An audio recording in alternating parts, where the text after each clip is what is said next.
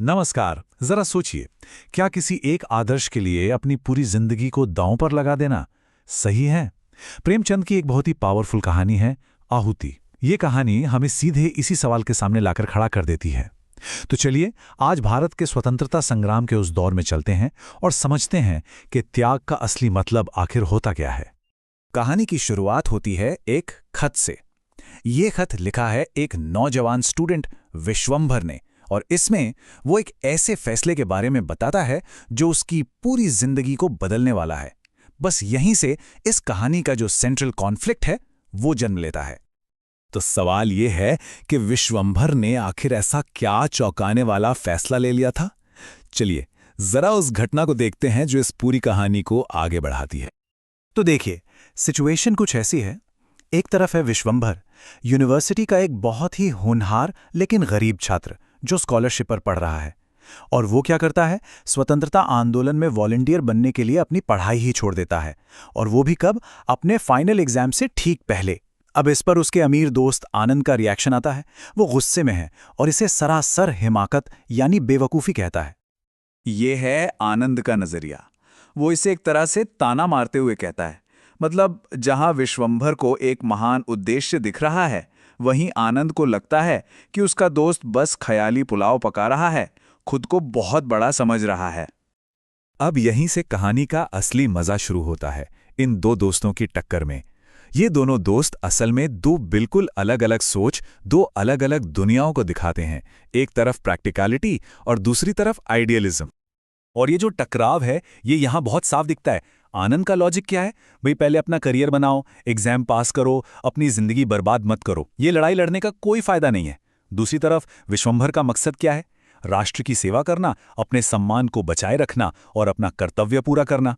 उसके लिए कोई भी बलिदान बड़ा नहीं है। अच्छा, अब सीन आता है ट्रेन स्टेशन का। यहां एक तीसरे किरदार की एंट्री होती है, पद्मिनी। वो विश्वंभर से मिलती है और शुरू में वो आनंद की बातों से ही सहमत दिखती है। वो भी विश्वंभर को जाने से रोकने की कोशिश करती है। लेकिन विश्वंभर का इरादा वो बिल्कुल पक्का है। वो कहता है कि एक क्लर्क की 100 रुपए की नौकरी वाली जिंदगी से तो कहीं बेहतर है इतने महान काम के लिए मर जाना। क्योंकि यहां बदले में क्या मिलेगा?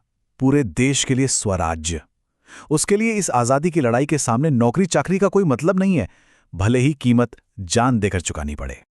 और जानते हैं, विश्वंभर का ये जो अटूट संकल्प है ये पद्मिनी पर बहुत गहरा असर डालता है। उसका विश्वास देखकर पद्मिनी के मन में अपने ही ख्यालों को लेकर एक शक पैदा होने लगता है। तो चलिए अब आगे बढ़ते हैं और देखते हैं कि एक मुलाकात कैसे पद्मिनी को पूरी तरह से बदल देती है और वो धीरे धीरे इस कहानी का इमोशनल कोर बन जाती है। और ये बदलाव सिर्फ अंदरूनी नहीं है, वो कुछ ऐसे कदम उठाती है जो साफ साफ दिखते हैं। वो अपने कमरे से आनंद की तस्वीर हटाकर विश्वंभर की एक पुरानी सी तस्वीर लगा लेती है। अपनी महंगी रेशमी साड़ियां छोड़कर मोटे हाथ से बुने खादी के कपड़े पहनने लगती है। इतना ही नहीं, वो एक चरखा ले आती है और विश्वंभर के लिए कुर्ता बनाने के लिए सूत काटना शुरू कर देती है।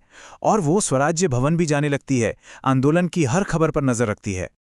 करीब 1 महीने बाद पद्मिनी का ये ट्रांसफॉर्मेशन पूरा हो जाता है और फिर होती है आनंद के साथ उसकी एक जबरदस्त बहस इस बात पर कि स्वराज्य का असली मतलब क्या है। आनंद का मानना है कि भाई अमीर और पढ़े लिखे लोग तो हमेशा ही राज करेंगे, ये तो दुनिया का नियम है। लेकिन पद्मिनी का विजन अब बिल्कुल अलग है। वो कहती है कि स्वराज्य का मतलब सिर्फ जॉन की जगह गोविंद को बिठाना नहीं है। एक सच्चे न्याय से भरे स्वराज्य में ऊंच नीच, अमीर गरीब का भेद खत्म होना चाहिए।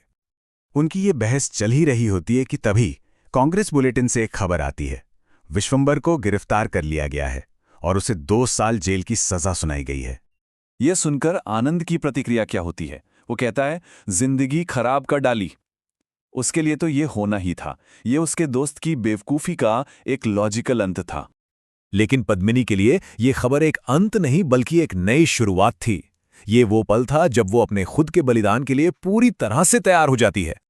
आनंद हैरान रह जाता है जब पद्मिनी एक बहुत बड़ी घोषणा करती है। वो कहती है, विश्वंभर ने जो दीपक जलाया है वो मेरे जीते जी बुझने न पाएगा। वो सिर्फ विश्वंभर के सम्मान में होने वाले जलसे में भाषण ही नहीं देगी, बल्कि उसके काम को आगे बढ़ाने के लिए खुद गांव में जाएगी। और यहीं पर इस कहानी का जो टाइटल है आहुति, वो सार्थक हो जाता है।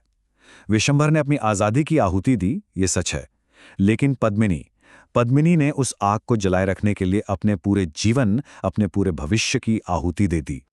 तो प्रेमचंद की ये कहानी हमें एक बहुत बड़े और हमेशा मौजूद रहने वाले सवाल के साथ छोड़ जाती है। जब कभी अपनी पर्सनल सिक्योरिटी और एक बड़े आदर्श के बीच किसी एक को चुनना हो, तो सही रास्ता आखिर कौन सा होता है?